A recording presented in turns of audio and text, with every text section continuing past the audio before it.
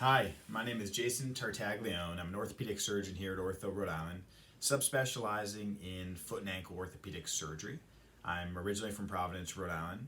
I went to college at Holy Cross in Worcester, Massachusetts, where I studied biology and pre-medicine. Then I went to medical school in Chicago at Loyola University Stritch School of Medicine, and then did my residency in orthopedic surgery in upstate New York, in Albany, New York, at a level 1 trauma center. And then subsequently did my fellowship training in foot and ankle in Baltimore at Union Memorial Hospital. And now I'm back in Rhode Island, very happy, and I feel privileged to be able to take care of the people from my state, state that I've always loved, and just very happy to be back and be taking care of the people that I grew up with.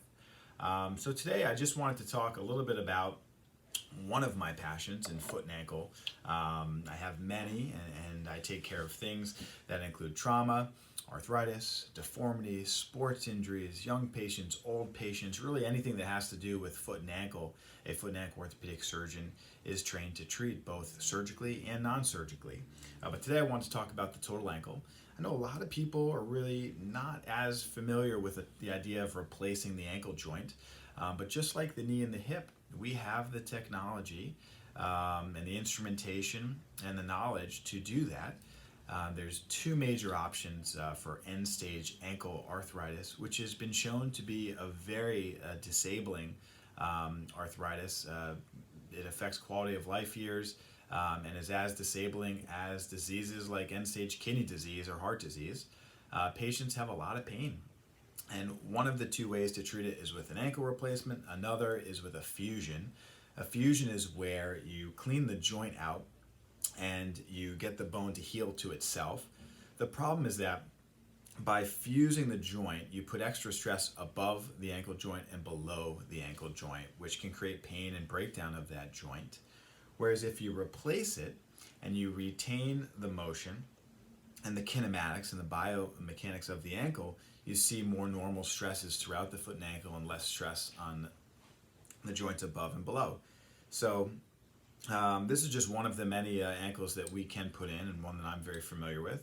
And just to show you, you can see that you've got metal, a piece of metal, and then in between a piece of plastic, and then the ankle joint can move just like this in very smooth fashion.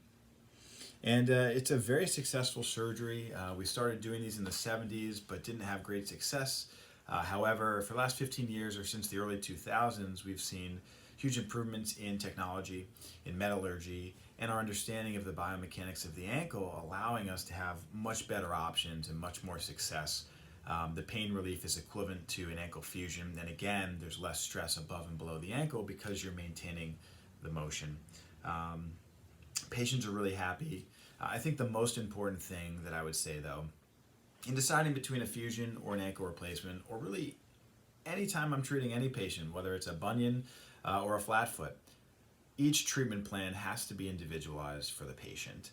There are multiple options, and these are things that we discuss in the office. And most importantly, we need to really maximize and utilize non-operative management before we even think about progressing to surgeries. But they are available, and this is just one option, and it's an option where patients are really doing well, and it's certainly a passion of mine.